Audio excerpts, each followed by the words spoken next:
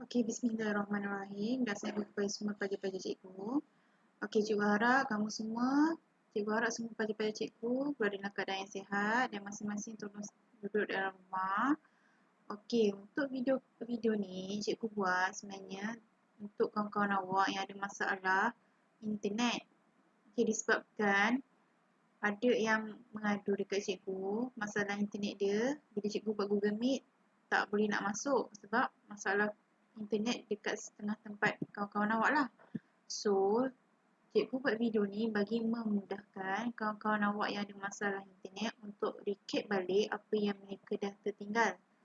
Okey, untuk pelajar-pelajar cikgu yang lain juga, awak boleh tengok video cikgu ni sebagai revision untuk awak buat ulang kaji untuk penilaian akhir kita nanti ataupun untuk buat amali-amali yang cikgu dah bagi. Sebab masih ramai lagi yang tak hantar amali yang cikgu bagi. Jadi, cikgu harap video yang cikgu bagi ni dan video-video yang akan datang, kamu boleh buat revision dan juga siapkan semua amali yang cikgu bagi, semua teori yang cikgu dah bagi. Okey, so video ni untuk memudahkan awak recap balik apa yang cikgu dah ajar dan juga untuk kawan-kawan awak yang ada masalah internet untuk masuk ke kelas cikgu. Jadi cikgu harap dengan video ni sedikit sebanyak dapat membantu pelajar-pelajar cikgu untuk dalam sesi pembelajaran untuk modul kita pada kali ni lah. So untuk video kali ni cikgu akan terangkan berkaitan pengenalan kepada perakaunan. Okay, so hari ni video kali ni cikgu akan buat berkaitan pengenalan kepada perakaunan. Okay, sekarang awak tengok perakaunan versi simpan kira. Okey, apa dia perakaunan dengan simpan kira ni cikgu? Okey, sekarang awak tengok perakaunan dan juga simpan kira. Okey, awak tengok dekat situ cakap proses perakaunan ni adalah proses penyediaan maklumat mengenai kedudukan kewangan sesebuah entiti perniagaan untuk membantu pihak yang berkepentingan iaitu pengguna laman dan luaran. Okey, kalau simpan kira ni pula, dia merupakan suatu sistem merekodkan semua urus niaga perniagaan secara tepat dan juga sistematik berdasarkan sistem kesihatan bergu. Okey, so kalau awak tengok kat sini, perakaunan versi simpan kira. Kalau awak tengok sebenarnya sama je, betul? Okey, sebenarnya simpan kira ni dia hanya sebahagian saja daripada proses perakaunan.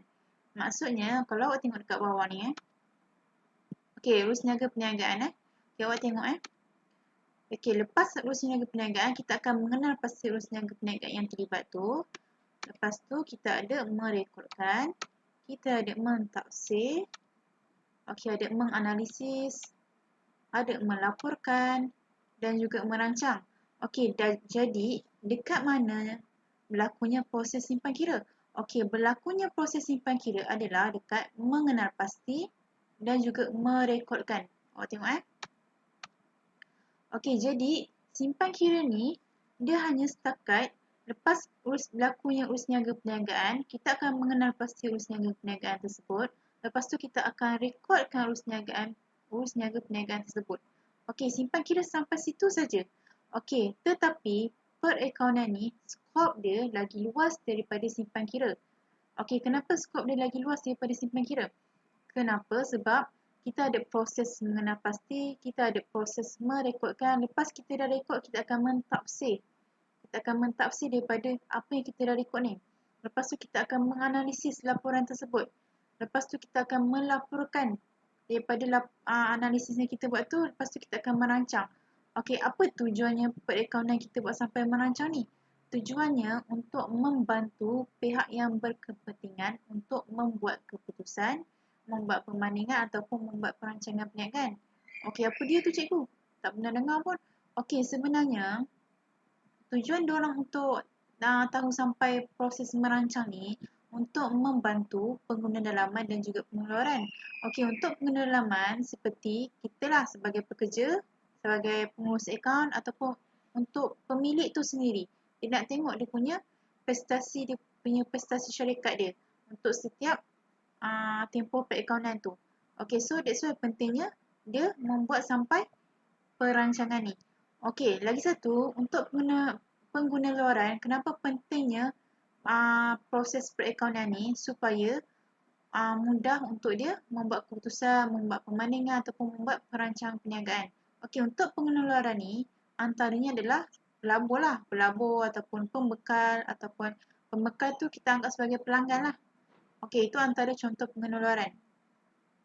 Okey, jadinya beza kat sini simpan kira ni skop dia lagi kecil daripada perakaunan. Simpan kira ni dia sebahagian saja daripada perakaunan. Okey, so tu bezanya antara perakaunan dan juga simpan kira. Okey, sekarang awak tengok. Okey, kenapa pentingnya kita mengurus akaun ni cikgu? Okey, pentingnya kita untuk urus akaun semestinya untuk kita lihat keuntungan syarikat kita, betul tak? Awak dah buka bisnes, awak dah buka company awak. Okey, apa tujuan awak buka company? Mesti nak lihat untung kan? Okey, awak kalau nak tahu untung, awak nak secara tepat ataupun secara anggaran je? Awak mesti nak tahu secara tepat untung yang awak dapat, betul? Kalau secara anggaran, okey, itu menunjukkan kita punya pengurusan perakaunan kita tak secara sistematik. Okey, so nanti untuk urusan awak akan datang jadi susah. Okey, terutamanya kalau company awak dah besar, awak kena bayar cukai. So kalau anggaran, kalau awak tak ada buat sistem perakaunan secara sistematik, hanya anggaran keuntungan saja, so dia jadi akan jadi masalah untuk awak bayar cukai nanti. Okey, sekarang awak tengok dalam melaksanakan atau mengurus perniagaan, apa yang dicari adalah keuntungan. Okey, macam cikgu cakap tadi lah, kita buka bisnes mesti cari untung, betul tak kelas? Okey, keuntungan yang diperoleh adalah keuntungan kewangan. Maksudnya keuntungan syarikat kita lah. Okey, untuk mengira keuntungan, seorang usahawan harus mempunyai rekod tentang aktiviti perniagaan. Okey, time bila kita kena rekod ni? Okey, time awak rekod ni bila berlakunya sesuatu urus niaga perniagaan. Lepas awak berlakunya sistem urus niaga perniagaan, mesti ada bukti, betul? Mesti ada satu dokumen. Okey, dokumen itulah nanti kita akan rekodkan dia. Kita akan kenal pasti dokumen tersebut. Lepas tu baru kita rekodkan dia. Okey, sebab tu pentingnya kita uruskan perakaunan dalam kita punya syarikat.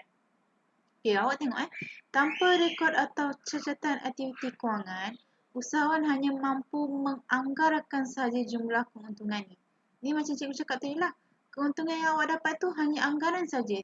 Okey, untuk konsep dan prinsip asas perakaunan ni, pentingnya dalam perakaunan, awak mesti mengikut konsep dan prinsip asas perakaunan ni untuk setiap pelaporan yang awak buat tu. Kenapa penting?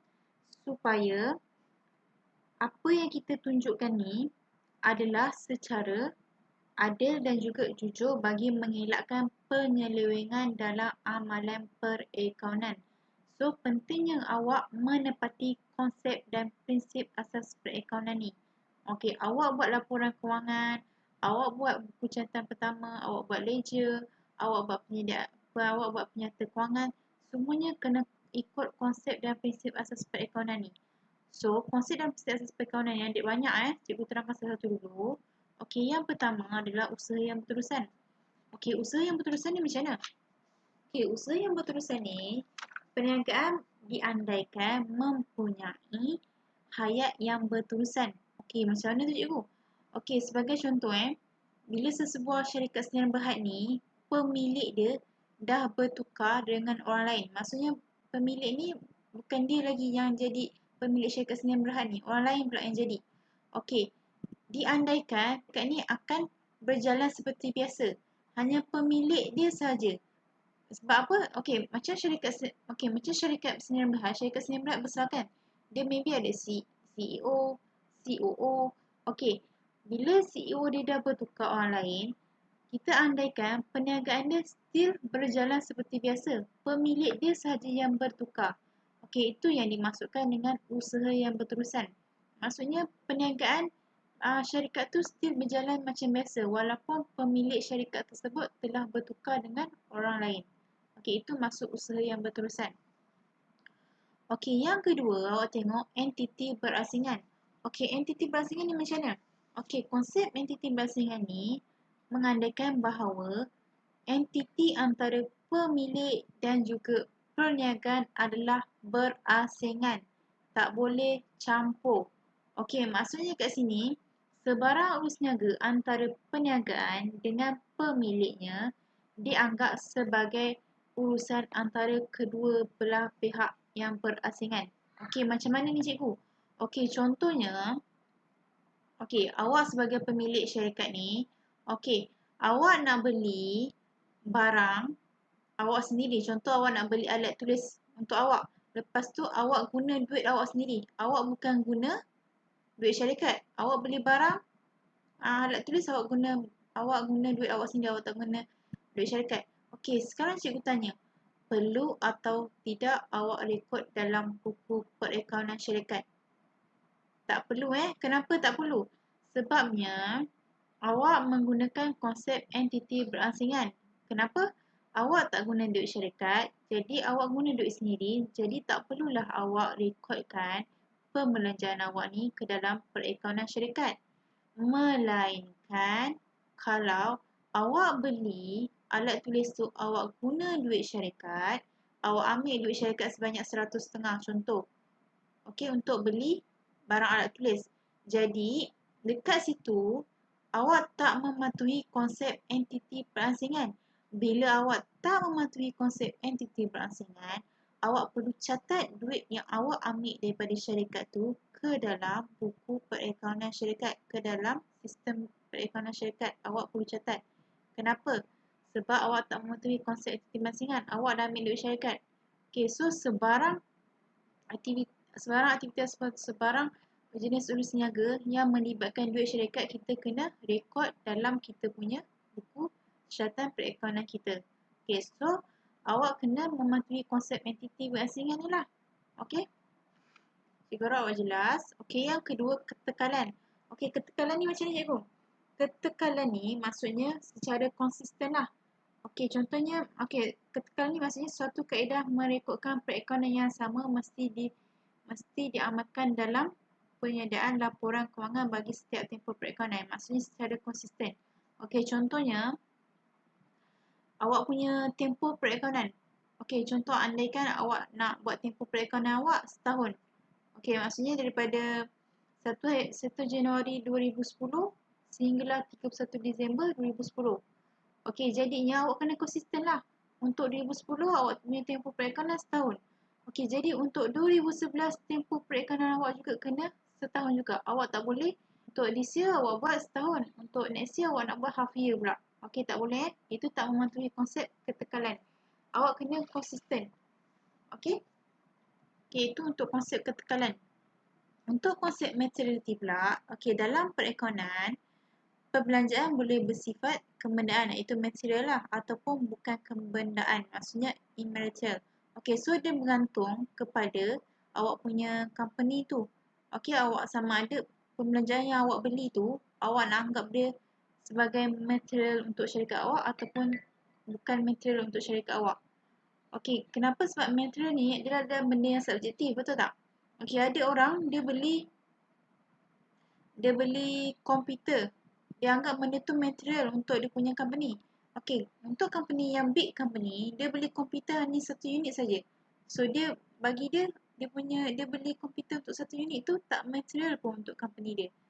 Dia anggap bukan satu belanja yang besar. Okay, kalau untuk company yang kecil, dia beli 1 unit komputer tu, dia anggap nilai tu adalah satu nilai yang besar. Dia anggap benda tu adalah sebagai material untuk syarikat dia. Okay, jadinya bila awak belanjakan yang awak anggap tu sebagai material, so kita akan rekodkan apa yang dibelanjakan ke dalam penyata kewangan kita. So maksudnya belanja yang kita belikan tu, kita anggap dia sebagai material untuk syarikat kita. Kita akan rekodkan dia ke dalam buku perniagaan syarikat kita. Okay, berbeza pula kalau company yang besar, dia anggap benda tu tak material, so dia hanya anggap sebagai belanja yang kecil saja. Okay. Okay, itu sebagai contoh lah untuk materiality. Okay, wang sebagai ukuran ni maksudnya kita seragamkan lah. Contoh bisnes awak, okay, kita bisnes dalam Malaysia. Bila bisnes dalam Malaysia, kita akan gunakan ringgit Malaysia sebagai unit ukuran kita lah. Okay, maksudnya kalau awak beli barang daripada awak export daripada luar ataupun awak import daripada luar. Okey, awak masuk tu, kita kena convertkan lah daripada nilai sana kita convert kepada RM lah kalau untuk awak buat laporan perniagaan. Jadinya wang sebagai ukuran ni awak kena tetapkan lah. Kalau awak nak guna ringgit Malaysia, awak guna ringgit Malaysia saja. Okey, wang sebagai ukuran. Okey, konservatisme ni maksudnya hanya jangkaan kerugian sahaja yang diambil kira. Jangkaan keuntungan tak akan diambil kira dan tak akan direkod dalam buku perniagaan ataupun dalam buku perakaunan. Maksudnya kat sini, bila awak andaikan syarikat awak ada rugi, kita akan rekod kerugian kita ke dalam buku laporan perniagaan kita. Tetapi bila syarikat awak mengandaikan ada keuntungan pada satu tempoh perakaunan tu, kita tak akan catat. Okey, sebagai contoh perniagaan awak, contoh perniagaan Rashid ni, dia buat perjanjian dengan pihak luar, dengan pembekal lah. Okey, dalam perjanjian tu, dia menyatakan syarikat kita akan dapat untung pada tarikh sekian-sekian. Maksudnya pada tempoh perakaunan tersebut lah. Okey, syarikat kita akan dapat untung. Okey, dekat dalam perjanjian tu, dia menyatakan syarikat kita dapat untung. Tetapi, kalau ikut konsep konservatisme ni, kita tak akan rekod dalam buku perniagaan kita. Kenapa? Kita ikut konsep konservatisme ni, hanya jangkaan kerugian sahaja yang kita akan rekod. Okey, kelas? Okey, awak tengok. Asas perakaunan akruan ni maksudnya, kita menentukan untung bersih bagi sesuatu perniagaan. Maksudnya, jumlah belanja yang terlibat untuk memperoleh untung bagi tempoh berkenaan mestilah ditolak daripada hasil yang kita laporkan pada suatu tempoh. Maksudnya kat sini, setiap perbelanjaan yang berlaku bagi tempoh perakaunan mesti direkodkan pada tempoh perakaunan tersebut. Walaupun kita belum bayar lagi belanja tu. Maksudnya macam mana? Maksudnya macam ni. Kita punya tempoh perakaunan ni sampai 31 Disember 2011. Contoh tempoh perakaunan kita sehingga 31 Disember 2011. Okey, so awak kena pada bulan Disember tu awak kena bayar sewa sebanyak 2,000. Okey, pada bulan Disember tu awak ada belanja sewa yang kena dibayar sebanyak 2,000. Tetapi awak tak bayar pada Disember 2000. Awak tak bayar pada bulan Disember tu. Awak bayar pada next month tu. Maksudnya tahun depan lah. Pada bulan Januari baru awak nak bayar belanja sewa tu. Okey, jadi kalau ikut konsep asas perakaunan akuran ni, awak kena catat, awak kena laporkan dalam buku perniagaan syarikat awak, belanja sewa yang dibayar tu dekat dalam buku perniagaan awak. Awak kena catat belanja sewa tu walaupun awak tak bayar lagi. Kenapa? Kita ikut konsep asas perakaunan akuran. Kita catat belanja yang terlibat dalam tempoh perakaunan tu even awak tak bayar lagi. Okay, so kita ikut konsep asas perakaunan akuran. Okay, next. Okay, untuk tempoh perakaunan ni, okay, macam ni. Contoh, company awak dah tetapkan untuk company awak punya tempoh perakaunan setengah bulan. Maksudnya, kalau awak punya setengah bulan daripada 1 Januari sehingga 30 Jun. Okey, lepas tu 1 hari bulan 7 sehingga 31 Disember. Okey, maksudnya tempoh perakaunan dia adalah selama 6 bulan. Untuk next year pun sama. Awak still kena tetapkan 6 bulan juga. Okey, maksudnya kat sini awak tak boleh tempoh perakaunan awak setahun. Untuk next year 6 bulan. Untuk next year lagi 3 bulan. Tak boleh Kalau awak cakap setahun saja. Okey, sebab untuk kita mematuhi konsep asas perakaunan. Supaya kita punya sistem perakaunan ni lagi sistematik. Okey, next kos sejarah. Kos sejarah ni contohnya, kos sejarah ni dia merujuk pada kos sebenar yang dibayar atau ditanggung semasa sesuatu urus niaga itu berlaku. Maksudnya kat sini, setiap aset yang kita beli dan pembelanjaan yang ditanggung hendaklah direkodkan mengikut harga kos. Okey, mengikut harga kos, contohnya awak beli kereta. Okey, awak beli kereta pada tahun 2000 company awak maksudnya company awak lah. Company awak beli kereta pada tahun 2000 bernilai 30,000. Okey, so pada tahun 2000 tu awak catat lah nilai harga dia pada harga kos RM20,000, betul? Okey, bila pada tahun semasa sekarang, pada tahun 2021, nilai pasaran dia mesti dah turun, betul? Nilai pasaran untuk kenderaan kereta yang awak beli tu mesti dah turun, mungkin dalam around RM5,000. Okey, tetapi kalau awak nak rekod dalam buku perekonomian awak, awak kena rekod nilai dia sama dengan nilai yang awak beli pada tahun 2005 tu. Maksudnya nilai RM20,000. Awak kena rekod pada nilai harga kos. Awak tak boleh rekod pada nilai harga pasaran. Kenapa? Sebab kita mengikut konsep dan prinsip asas perekonomian. Nilai yang kita rekod kena rekod nilai kena rekod nilai pada harga kos, bukan pada nilai harga pasaran. Okey, last sekali adalah catatan berlaku. Okey, catatan berlaku ni maksudnya setiap urus niaga yang berlaku melibatkan dua akaun. Okey? Yang ni yang penting lah. Bukan ni je yang penting. Untuk semua konsep ni semua penting. Okey, catatan berlaku awak kena, adalah suatu urus niaga yang melibatkan dua akaun. Okey, itu yang penting dan juga dua akaun tu ada satu bahagian ada debit dan juga satu bahagian ada kredit. Okey, so setakat itu saja untuk konsep dan prinsip asas perekonomian. Okey, sekarang cikgu pergi kepada kitaran perekonomian.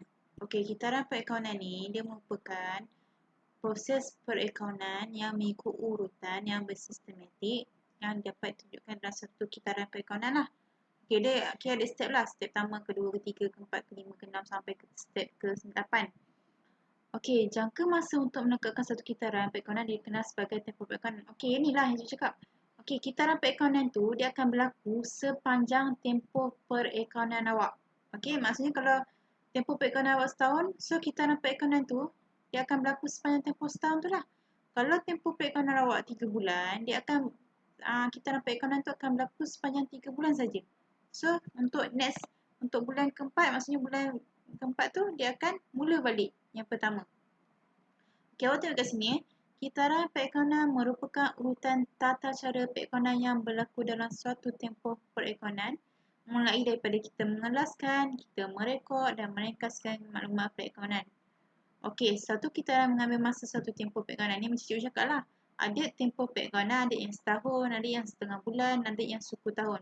Okey, itu semua bergantung kepada syarikat awak yang tetapkan tempoh perekonomian nak berapa hayat dia punya tempoh tu. Okey, sekarang awak tengok proses kitaran perekonomian. Yang pertama, mestilah ada dokumen sumber. Betul tak kelas? Okey, dokumen sumber ni macam mana cikgu? Okey, dokumen sumber contohnya awak pergi ke kedai. Awak pergi ke kedai, contohnya awak pergi ke kedai Speedmart ke, 7E ke, awak beli barang. Lepas awak beli barang, awak dapat resit tak? Dapat resit, betul? Okey, resit itulah sebagai bukti pembelian awak, betul? Kalau awak tak ada resit, ada bukti tak yang awak beli? Tak ada kan? Okey, so itulah pentingnya dokumen sumber ni kepada perniagaan. Dia merupakan bukti lakunya sesuatu perniagaan tu dalam tempoh perekonomian. Okey, jadi pentingnya dokumen sumber ni. Maksudnya segala awak punya urus niaga perniagaan, segala dokumen awak kena keep untuk memudahkan kita pergi ke proses seterusnya. Apa dia proses seterusnya? Untuk kita memindahkan daripada dokumen sumber ni. Okey, dokumen sumber ni contohnya sebelum cikgu pindah kepada nombor 2, dokumen sumber ni sebab cikgu lupa. Okey, dokumen sumber ni contohnya macam resit lah. Resit, bil air, bil api, bil internet. Lagi apa? Okey, lagi penyata gaji yang awak bayar dekat kerja awak. Slip bank, contoh awak masukkan duit ke dalam bank, awak ada satu slip bank tu. Okey, lagi apa? Lagi invoice, lagi nota debit, nota kredit. Lagi? Okey, selain tu ada bil tunai. Okey, tu semua adalah contoh-contoh dokumen sumber untuk perniagaan awak. Okey, semua dokumen tu awak kena keep sebagai rujukan awak untuk kita transferkan kepada buku catatan pertama. Okey, buku catatan pertama ni macam mana pula cikgu? Okey, buku catatan pertama ni adalah jurnal harian kita. Maksudnya dia adalah jurnal jualan, jurnal belian. Okey, tu semua kita akan masukkan ke dalam jurnal kita akan masukkan dalam buku catatan pertama dulu. Okey, masa awak nak masukkan dalam buku catatan pertama, dekat sinilah kita kena mengamalkan konsep-konsep yang kita dah belajar sebelum ni. Okey, terutamanya konsep sistem catatan bergu. Okey, semua konsep tu kita ada belajar. Contohnya entiti basingan, kalau dia ada buat ambilan. Okey, tu semua awak kena applykan ke dalam buku catatan pertama ni. Okey, next adalah lepas kita dah masukkan dalam buku catatan pertama, iaitu jurnal lah. Lepas kita dah masukkan dalam jurnal, kita akan masukkan ke ledger. Okey, dekat pengepusan ke ledger ni, dia terdapat banyak akaun. Okey, lepas awak daripada buku catatan pertama iaitu jurnal, kita akan postkan ke ledger. Maksudnya ledger ni banyak-banyak akaun lah. Okey, lepas kita dah masuk ke dalam ledger ni, kita kena tutup setiap akaun tu supaya untuk kita dapatkan baki. Kenapa nak dapatkan baki? Baki tu pentingnya untuk kita sediakan imbangan duga. Okey, imbangan duga ni cikgu dah terangkan hari tu untuk kita tahu amount bahagian debit dengan bahagian kredit. Bila awak dah sediakan imbangan duga, kita dah senaraikan semua akaun, kita dah catatkan bahagian debit, kita dah catatkan bahagian kredit. Tiba-tiba pula awak tengok bahagian debit dengan kredit awak tak sama. Okey, dekat situ kita boleh tahu dah. Mungkin kita punya dekat ledger ataupun dekat buku catatan pertama kita ada kesilapan. Kesilapan apa? Kesilapan sistem catatan bergu awak lah. Mungkin awak ada salah pos. Mungkin awak ada salah catat. Mungkin sepatutnya catat bahagian debit, awak catat bahagian kredit. Ataupun mungkin awak silap kira. Okey, ataupun mungkin awak silap masuk dalam akaun. So, lepas awak dah masa awak buat penyindahan imbangan duga, awak tengok ada silap. Awak kena check balik apa yang silap. Okey? Sebab bila awak punya penyindahan imbangan duga tak sama dengan amount antara debit dan juga kredit, kita tak boleh pergi kepada proses kita dapat akauntan yang seterusnya. Okey? Awak kena cari balik apa yang awak silap dekat ledger ataupun apa yang awak silap dekat jurnal. Okey, lepas penyindahan imbangan duga, kita ada pelarasan. Okey, untuk pelarasan ni, untuk awak punya tahap, untuk sampai awak punya semester, awak takkan belajar pelarasan ni lah. Pelarasan punya pengetahuan am saja. Pelarasan ni bila berlakunya belanja yang terakru, belanja yang terdahulu, hasil yang terakru. Maksudnya dekat sini bila berlakunya pelarasan, maksudnya bila ada belanja yang belum bayar, ada hasil yang belum terima, ada belanja yang terlebih bayar, ada belanja yang terkurang bayar sepanjang tempoh perakaunan tu. Kita kena buat pelarasan. Okey, ni hanya awak punya pengetahuan am sajalah. Cikgu terangkan. Okey, bila awak dah buat pelarasan, awak kena... Lepas pelarasan, lepas pelarasan kita buat penyediaan imbangan duga yang terselaras pula. Sebabnya, kita dah buat pelarasan, kita kena buat imbangan duga untuk kali kedua yang lepas kita dah buat pelarasan tu. Okey, yang ni pun untuk tahap awak tak adalah. Just untuk pengetahuan awak je. Sebab tahap awak sampai penyediaan imbangan duga saja. Okey, lepas tu baru kita sediakan penyata kewangan. Dekat semasa penyediaan penyata kewangan ni lah yang kita boleh tengok kita punya syarikat sama ada dapat untung bersih ataupun rugi bersih dekat penyediaan penyata kewangan ni lah. Okey, untuk awak punya semester kali ni pun penyediaan penyata kewangan awak tak ada buat. Awak sampai penyediaan imbangan duga saja. Okey, ini nanti masa awak diploma. Kalau awak ada sambung lah. InsyaAllah awak semua sambung. Cikgu harap awak semua sambung lah. Diploma. Jangan sampai CJ je. Okey, lepas tu barulah catatan penutupan. Okey, sampai itu saja untuk proses kitaran perakaunan. Okey, jadi cikgu harap video untuk dapat bantu awak lagi jelas lah apa itu perakaunan. Okey, sebelum cikgu terangkan untuk next video, cikgu akan terangkan topik lain lah. Okey, untuk topik ni cikgu hanya terangkan apa itu perakaunan saja. Okey, cikgu harap video kali ni dapat membantu awak untuk buat revision dan juga recap apa yang telah cikgu ajar. Okey, sebenarnya cikgu dah ajar dalam kelas. Okey kelas, thank you. Cikgu harap awak boleh tengok video ni.